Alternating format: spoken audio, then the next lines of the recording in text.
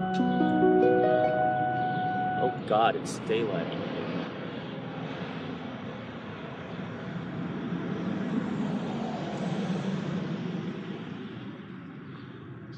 All right, so it's 6 o'clock. How's everybody doing? Oh, fuck. We're here. Yeah. Let's get a page count. Page 3. About 2.5. Two in a panel. Two. I am at the beginning of page 4. I just finished page 4, so. And it's about? It's about some people who want to climb a very, very tall wall to get to the park. I'm still working on that. So far, it's a guy and a girl and a guy.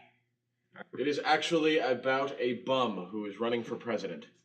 Thus far, it's about a person who may or may not be God and how bored they are.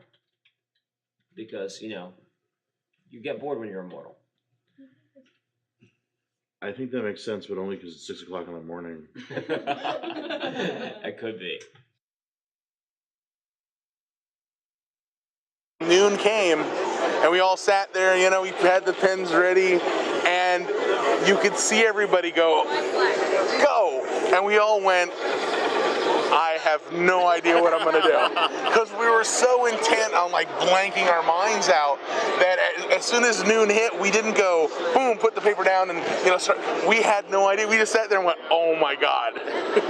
And we're like, okay, 20 minutes is gone. I'd blown, a fifth of the hour. What am I going to do? What am I going to do? And every 20 minutes or so, you would always look up and see what time it is and go, oh my God, I don't have whatever percentage of the page I need to have done to meet that hour deadline. Because as soon as that first hour clicks, you want to go, first page, done.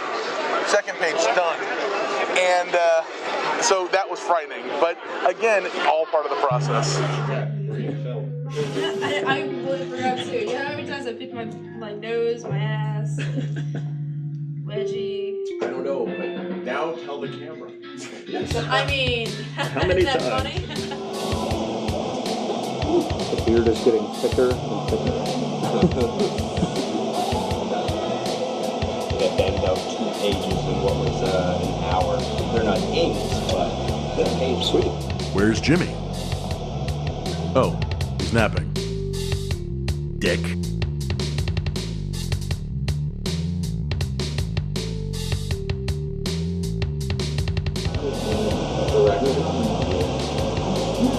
That I'm actually kind of aware and shocked.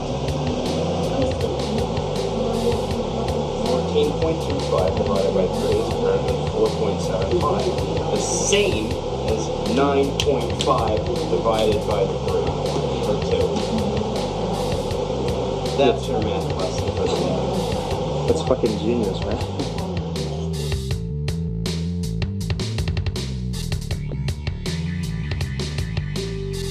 We got in a room with about 16 people in the back of a comic store with the understanding that as people came in, the comic store would be open for 24 hours.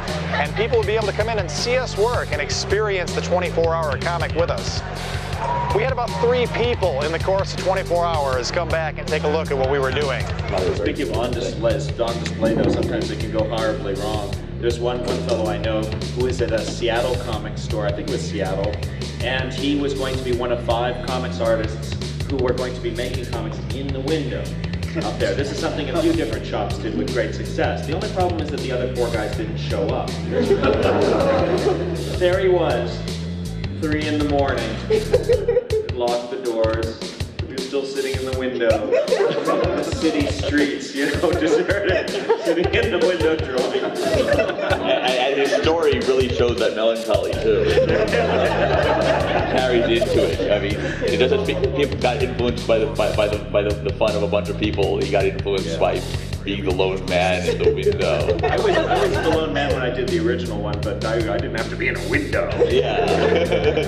Alright, I told you my book is about a guy and a girl. Now it's about a dinosaur and a robot.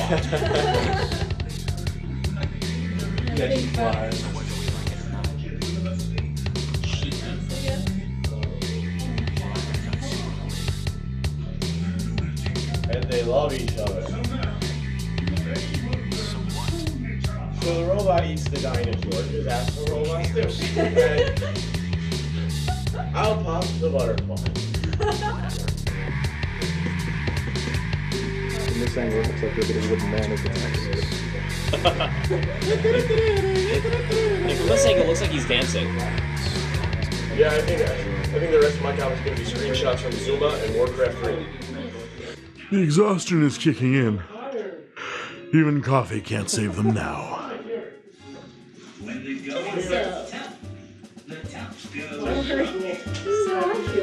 Exactly. That's great.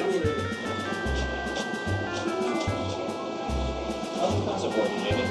How's what? Concept working. The idea of the story or the silhouette? The silhouette technique. It's not actually really bad. I think it's lending the characters to be kind of iconic. Okay. Specifically the main character comes across a whole lot more iconic than he is because he's called a bomb. Jesus Christ. Okay. What? Time sucks. Did you get any money? Ooh, that's a good sound. Yep, always is. I'm probably gonna actually take another nap after I finish this page. For the record, Jimmy's taking 2 naps. If he actually finishes his book, I'm gonna be more pissed. I'm actually further along than you are. What page are you on? Working on page 7. Damn you! Very good. I stopped doing a book like 2 hours ago, and I was on page 9. Yeah, Danny rules.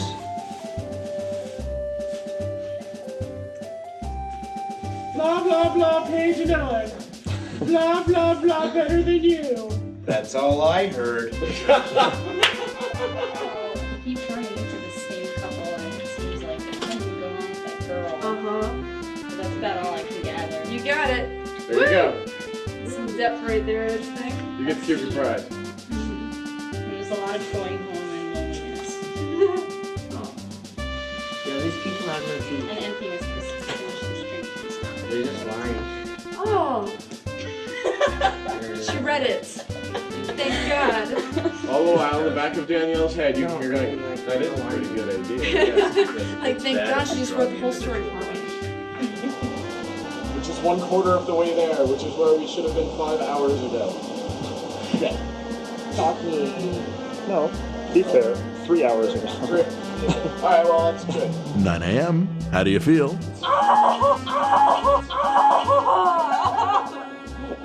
Well, if you're stuck, let's see if anybody else has an idea. Started with a rabbit character who has a talking carrot, and he ends up biting off the carrot's head, and they go on a little adventure. And then I decided I wanted to draw some cool little vehicles, so they hop in a little space car and fly around. And, But I took a girl, a robot, and an alien, come on a spaceship, and then see what happened. And it pretty much wrote itself, I guess. I don't know, it was pretty bizarre. My comic is kind of a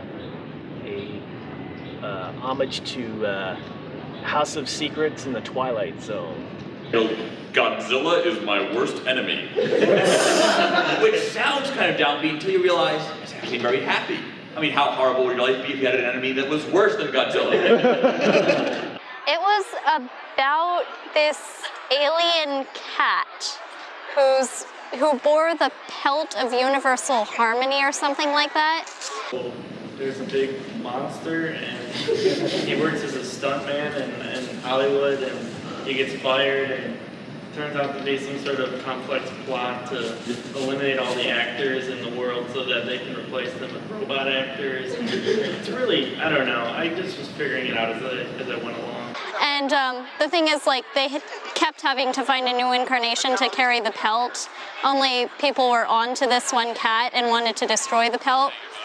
So I started drawing Civil War stuff, and it got really boring real quick. So then on the second page, he just smashed by a monster. He kind of had to stop them, only he didn't manage it because when you're staying awake for that long, you really just don't feel like doing a happy ending. Okay, thanks. I've done 5 24-hour comics, which is pretty much the entirety of my cartooning output. My first one was the cat comic that's in anthology. The day in the life of a cat who may or may not be dreaming. Might be the best one I've done. I don't know if I topped it since then. They're all a little different. The second one is just an experiment in kind of combining drawing and poetry. The third one is a very loosely autobiographical story about amateur musicians in college. The fourth one was a collaboration between myself and a friend of mine, Benson, who was the singer in my band at the time. And then he invented this kind of strange language, you know, it was a sort of invented lettering system, actually several different ones, because there were several different kinds of strange beings in this comic. But the one I just did this year is a whimsical little tale of two people who meet for a picnic on platforms which are suspended by balloons out over the middle of the ocean. You can draw a 24-hour comic with stick figures, you know, just make a story up. It doesn't matter, you know, if it's terrible, you don't have to show it to anybody. It's perfectly safe, you know, Jimmy's not going to come around with a camera and watch you doing it. It's just fun, you know, art is fun.